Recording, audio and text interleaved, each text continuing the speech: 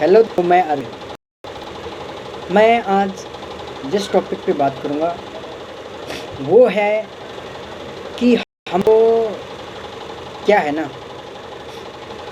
कुछ करना चाहिए। सारे यंगस्टर को कुछ करना चाहिए और उसके लिए हमको सबसे पहले स्टार्ट करना पड़ेगा।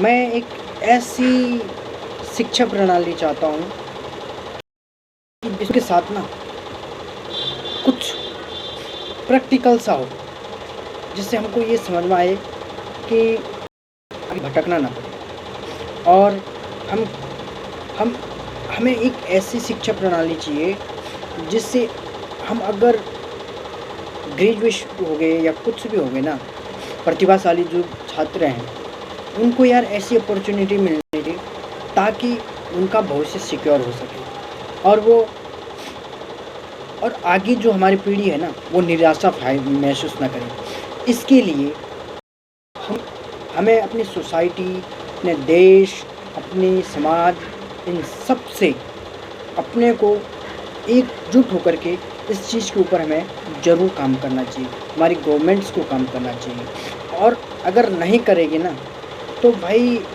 हमारे जो यंगस्टर्स हैं वो काफ़ी मतलब थका सा महसूस करेगी यार, अगर नहीं होता है। हमें इस चीज़ का ध्यान देना पड़ेगा और काफ़ी सारी चीज़ें जो आज यंगस्टर झेल रहा है वो यही है। हमारी जो यंगस्टर्स की पावर है वो धीरे धीरे कम हो गई है, कुछ पैंडमिक से, कुछ पहले से भी है।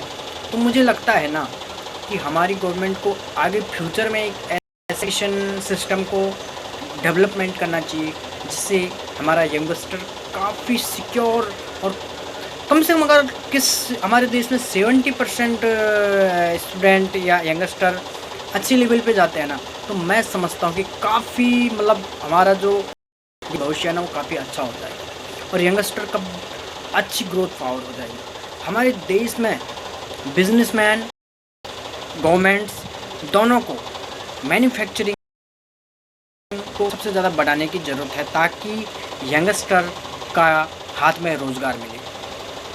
और ये इसलिए भी ज़रूरी है कि आज बेरोज़गारी इस आलम पे छा चुकी है कि बहुत सारे यंगस्टर काफ़ी परेशान हैं और मैं इस चीज़ को मुझे ना बहुत पीड़ा सी होती है कि यार हमारा भविष्य, हमारे देश के जो नौजवान हैं उनका भविष्य अगर सही से नहीं चलेगा तो देश कैसे आगे बढ़ेगा।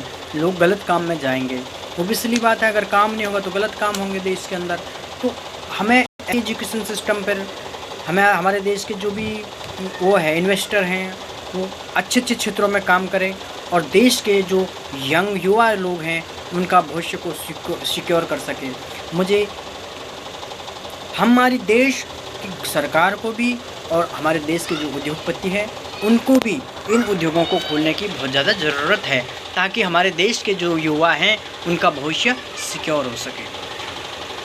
अब अगर एक सीट के लिए लाखों लोग मतलब पर्चा भरें तो वो नहीं बात होनी चाहिए।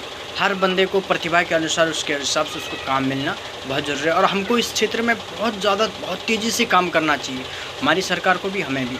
और यंगस्टर तो यार मेरे को तो ये लगता है कि हमारे देश में सारे नौजवान जो हैं वो काफ़ी प्रतिभाशाली हैं, उनके अंदर प्रतिभा की कोई कमी नहीं है।